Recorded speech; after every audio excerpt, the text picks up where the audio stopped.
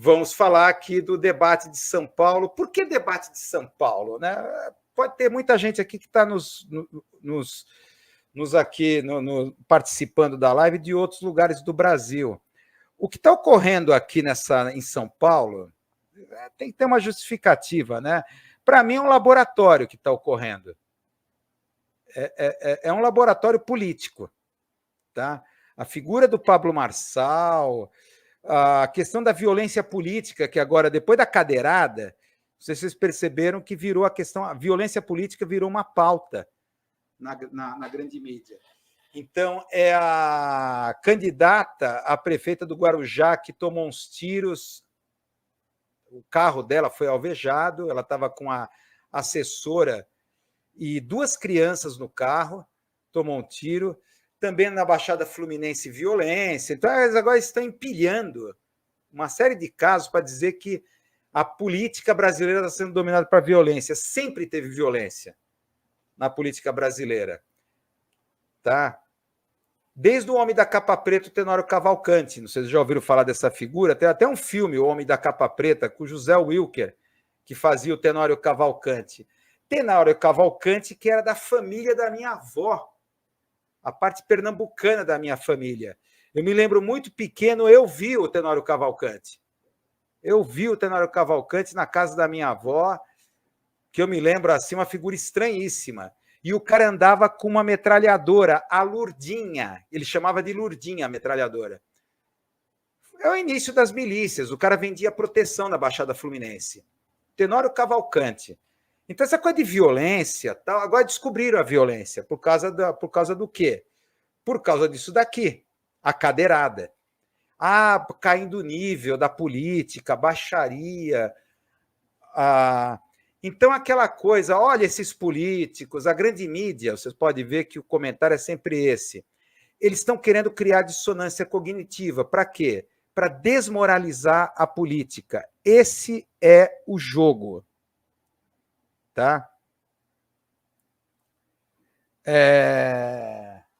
Aqui Caxias, né? Baixada Fluminense, né? O Tenório Cavalcanti, que ele atuava lá. O Tenório Cavalcanti, o homem escondia debaixo da capa preta a metranca dele, a metralhadora chamada Lurdinha. Eu cheguei a conhecer, eu era muito pequeno, né?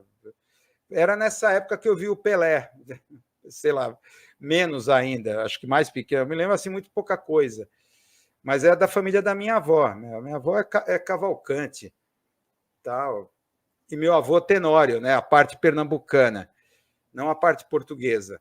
Então começou disso, e agora no último debate, lá no Flow, assessor de Marçal agride marqueteiro de Nunes, vídeo mostra soco. Vocês devem ter visto o vídeo, tá? O Carlos Tramontina, sério, suspende o cara nos segundos finais. Nos segundos finais. Carlos Tramontina falando grosso, viram? Não sou está fora. Eu, apresentador, estou te expulsando, tá? Nos segundos finais. Ele forçou a barra, parece aqueles jogadores que forçam o terceiro cartão amarelo para não jogar no próximo jogo, ou para levar dinheiro de uma casa de apostas, né? Também. Hoje é mais isso, né? Parecia isso. E pode ver que ele fez um aceno com a cabeça, tipo uma ordem, aí o assessor dele deu uma porrada lá no marqueteiro do Ricardo Nunes, que saiu sangrando, tal. Aí foi uma briga generalizada, tá? Fez o Tramontina de palhaço. Então, a mise-en-scène que esses jornalistas estão fazendo, de morde a sopra, critica, mas o convida. Quer dizer, pela lei eleitoral, a mídia não teria a menor obrigação de convidá-lo, porque o partido dele, essa é a questão aqui levantada aqui pelo artigo, em defesa de Pablo Marçal, ponham ele na conta da grande mídia, o artigo lá que saiu no jornal GGN, e também aqui do blog desse humilde blogueiro, parte daí, se a lei não o obriga a convidar, porque o partido dele não tem representatividade na Câmara dos Deputados, tem que ter pelo menos 5 deputados pela lei eleitoral. Então, a grande mídia não é obrigada a convidá-lo. Lembram, antes do primeiro debate, que aí acho que foi o da Band, né? O primeiro, ele estava lá embaixo lá com a Tabata Amaral. Era um ilustre desconhecido. Apenas pelo aquele incidente lá como coach que colocou seus discípulos em perigo, subindo lá no Pico dos Marins, que teve que ser resgatado pelos bombeiros, uma humilhação. E ainda o cara criticou os bombeiros, serviço público. Os caras salvaram a pele dele, ele ainda criticou. Pico dos Marins, né?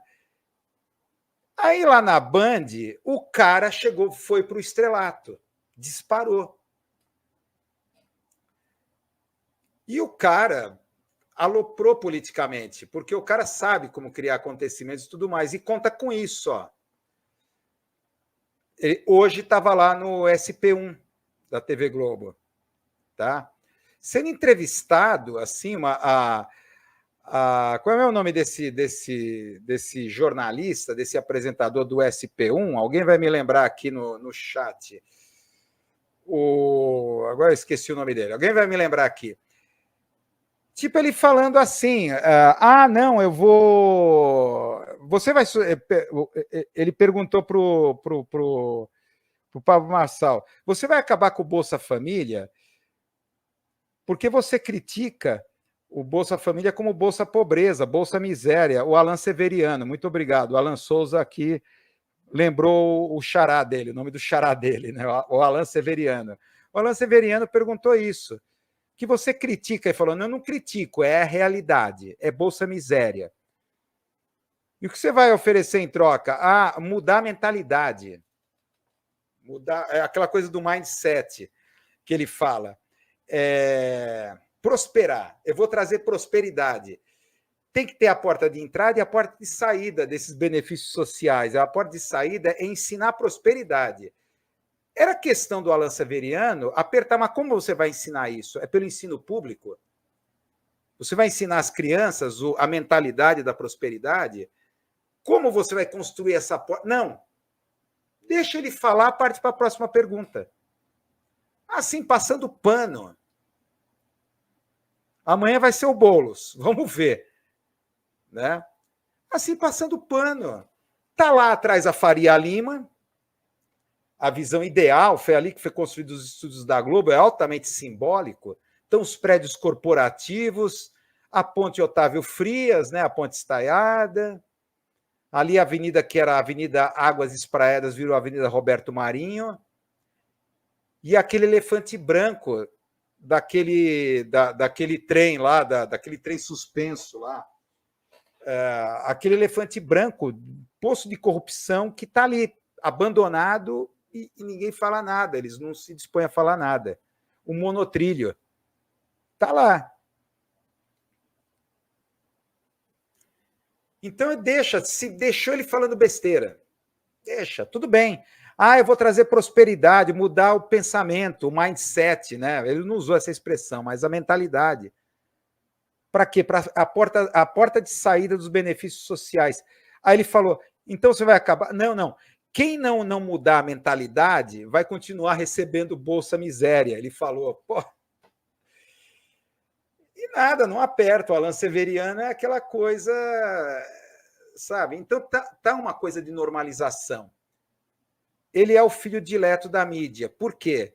Porque desde o início dos debates políticos, a gente começou a falar no domingo, os debates políticos começaram, a gente falou lá do Nixon e Kennedy, né, a descoberta da telegenia no marketing político, mas aqui no Brasil teve a questão da entrada das discussões ideológicas, a gente falou isso nesse domingo, porque lembram que a grande mídia ainda apoiava o golpe militar, tá? Mesmo com as diretas já, por exemplo, a Globo fez de tudo para esconder o movimento direta já, até no poder. Tá? Então, por exemplo, esse caso do debate para governador de São Paulo de 1982, eu acho um caso exemplar. Então, por exemplo, Franco Montoro cobrando Jânio Quadros de por que ele renunciou em 61, que graças a ele é que teve a ditadura militar. Ele abriu o caminho. Então, ele culpando ou o Lula, em plenos estúdios da grande mídia, levando questões classistas, sindicais e até questões de luta de classes. Então, era uma época que o debate corria mais livre, solto, não era engessado, as pessoas até fumavam enquanto debatiam, coisa louca, né? E aí isso trouxe um problema, porque está tendo... Não importava se eleição para prefeitura, eleição para governador, estava muito ideologizado. Tá? Então, não, tem que discutir propostas. O que, na verdade, se discutia naquele momento de abertura político, a sociedade estava prenhe por debates ideológicos. Porque o debate ideológico era por qual caminho que a gente vai agora, com o fim da ditadura militar. Tá? Aí a grande mídia começou a engessar. Foi a estratégia deles, ainda preso à ditadura militar e apoiando a ditadura militar, engessar os debates para evitar esses debates ideológicos. Então, fazendo o quê? A gente até falou. Primeiro, a cronometragem. Tá? Segundo, a fragmentação, inflando os debates de cada vez mais participantes, enchendo de debatedores para inflar. Tá? A fragmentação. E terceiro, jogando o horário dos debates para horários proibitivos. A gente já falou isso, eu acho isso bizarro, que nem a esquerda questiona. Debates para depois da prime time, quando já está em todo mundo dormir, para trabalhar no dia seguinte, ou então na parte da manhã, que é bizarro. Esse último debate do Flow foi de manhã, sexta de manhã. Vamos colocar assim, cidadãos de bem estão trabalhando nessa hora. Cidadãos de bem estão trabalhando nessa hora. É bizarro, né? Então, o que aconteceu? Nesse processo de engessamento, a gente falou, a mídia foi levando os debates para transformar em debates de candidatos a síndico ou candidato a CEO. Tá? Os debates começaram a ficar cada vez mais chatíssimos, burocráticos. Então, se é candidato a síndico, eleição de temas: mobilidade, transporte, saúde e assim por diante. Se é para eleição a candidato a CEO, governança, economia e assim por diante. Aí surgiu o mito da bala de prata, para ver se aquecia um produto que já estava em franca decadência, chatíssimo, a questão da bala de prata, que virou um mito. Então, principalmente no debate da Globo, alguém vai apresentar uma denúncia que vai dar uma guinada, o plot twist da campanha eleitoral. Então, lembro que o debate do Collor com Lula, o Collor apareceu no debate com uma pilha de pastas verde e amarela que deixou Lula e os seus assessores ali preocupados, que ficaram tensos durante todo o debate. O que o Collor tem ali contra o Lula nessas pastas? Não tinha nada. Só tinha papel, folhas de sulfite. Era só para criar um clima, uma cena. Né? Ou teve também, aqui no caso da eleição para presidente em 2006, o dossiê dos aloprados do PT. Não sei se vocês lembram disso. A Polícia Federal dá uma batida no Hotel Ibis, próximo ao aeroporto de Congonhas, e descobre uma pilha de dinheiro que militantes do PT iriam usar essa pilha de dinheiro para pagar um dossiê contra o José Serra. Até aqui a trama que levou ao segundo turno. O Lula ia levar aquela eleição no primeiro turno, ia ganhar contra o José Serra. E aí veio essa bala de prata, vamos dizer assim, esse escândalo que foi levado ao debate na TV. E aí forçou um segundo turno. Lula não conseguiu, ele ia ganhar no primeiro turno a eleição. Então, essa coisa da mitologia da bala de prata, tá? Que também acabou, se esvaiu. Tá?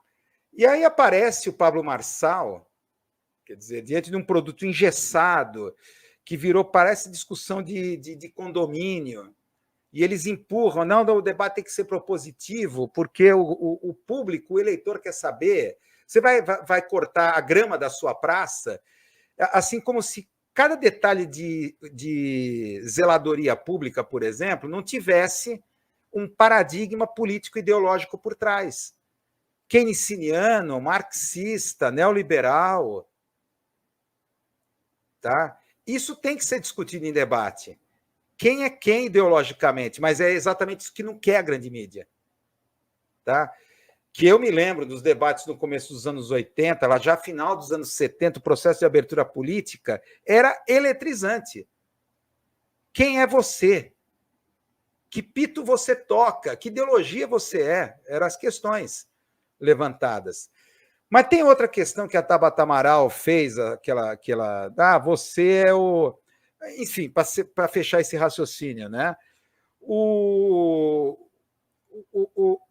Pablo Marçal conseguiu, então, ao produzir esses escândalos, ressuscitar um gênero que já estava decadente. Por isso que ele é convidado, ele causa. Então, por exemplo, esse Flow Podcast, se terminasse daquele jeito, não ia render nada, ia ser mais um debate. Mas teve aquela cena de porrada no final, pronto. E por diversos ângulos. Aí é aquela coisa, a mídia está com cenas deprimentes, mas a mídia fica procurando, como da cadeirada do Datena, os diversos ângulos. Olha, um novo ângulo. Olha só. Então, mas a Tabata Amaral, ao colocá-lo como o jogo do tigrinho, o Pablo Marçal, significa que há muita coisa mais por trás do Pablo Marçal. Ele não é um mero outsider, né? Estão querendo demonizar ele. Primeiro, que ele é o filho dileto da grande mídia. Segundo, que ele está representando um novo ecossistema que eu estou chamando de pós-meritocracia. Pós-meritocracia. Isso é uma coisa muito séria. Essa pós-meritocracia é um caldo cultural de filosofia de autoajuda, ideologia coach, tá? Dentro desse novo ecossistema digital, de jogos online, apostas e investimentos e diversidades de investimentos oferecidos assim para a classe média, para a ilusão da classe média, né?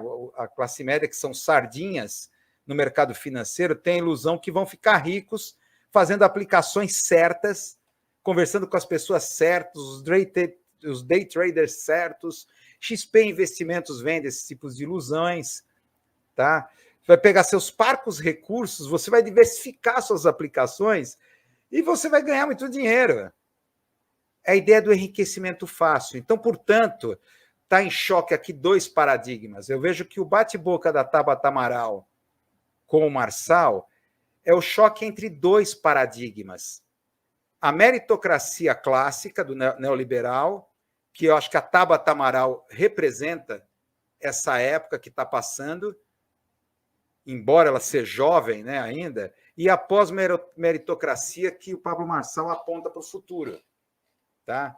Tabata Amaral, a gente sabe, ela foi um produto da guerra híbrida brasileira. Vocês devem saber disso, né?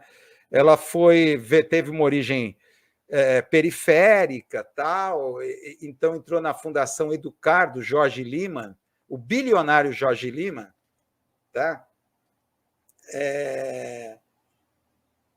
Então ela entrou dentro de um projeto de formação de novas lideranças políticas. O Jorge Lima tinha esse projeto, fez parte da guerra híbrida brasileira, isso daí, tá? Enquanto você tinha lá o povo de verde e amarelo nas ruas, pelo impeachment, junto com a extrema-direita, por outro lado, as fundações educacionais corporativas, como a do Lima, estavam nessa perspectiva de formar novas lideranças dentro da ideologia do menos Marx, mais Mises. Tá? E ela foi enviada para Harvard, se formou em ciência política, teve a cabeça feita lá e veio para cá como nova liderança política, com essas ideias individualistas, privatizantes, dentro da ideologia meritocrática clássica. Tá? Dentro da ideologia meritocrática clássica. Pablo Marçal é outra coisa. Tá? Aí é que vem esse quadro comparativo que eu estou colocando. A Tabata Amaral vem do que eu chamo... Os dois paradigmas são individualistas. Tá? tanto a meritocracia e o seu paroxismo, a pós-meritocracia. A meritocracia é o individualismo integrado. De certa forma, é um individualismo que ainda necessita de quê? Capacitação, diplomas, graduação, pós-graduação. É um individualismo que está integrado a certas regras do jogo, que é a regra do jogo da meritocracia. Tá? Vamos dizer assim, diploma, certificado, capacitação, carga horária, enquanto o Pablo Marçal é um individualismo disruptivo.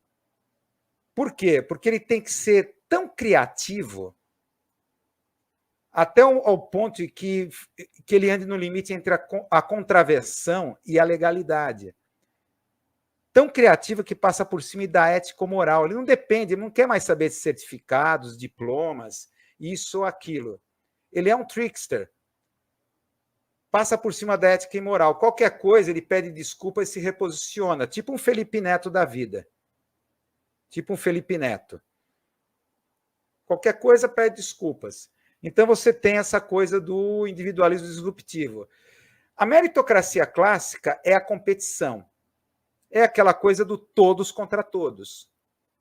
Tá? Vence aquele que tiver mais mérito. Num ponto de vista mais extremo, é o darwinismo social. O que é curioso na pós-meritocracia, que é da filosofia coach, é que, na verdade, a competição, o conflito é interno, é com você mesmo. Isso que é a coisa mais louca, que é mostrada lá por Shu Han, lá, o filósofo coreano, lá, a Sociedade do Cansaço, que ele disseca isso muito bem. Dessa vez agora, a competição não é com os outros, é com você mesmo. Tá? Dentro de uma espécie de uma filosofia que a gente pode chamar de I did it. Então, na verdade, a filosofia coach, lá, o Marçal, a mindset da prosperidade, é que você está bloqueado por culpas, inibições, baixa autoestima. Tá? Então, você tem que se libertar disso, desses grilhões que te prendem. Aí você vai prosperar. Agora, os dois paradigmas culpam o indivíduo pela derrota. Se você perdeu, a culpa foi sua. Tanto lá o paradigma meritocrático quanto o pós. Só que na meritocracia é pior. É mais doído ainda, porque você perdeu para você mesmo, pela sua ansiedade e pela sua depressão e pelos seus bloqueios. Esse é o fenômeno da sociedade medicada que a gente vive.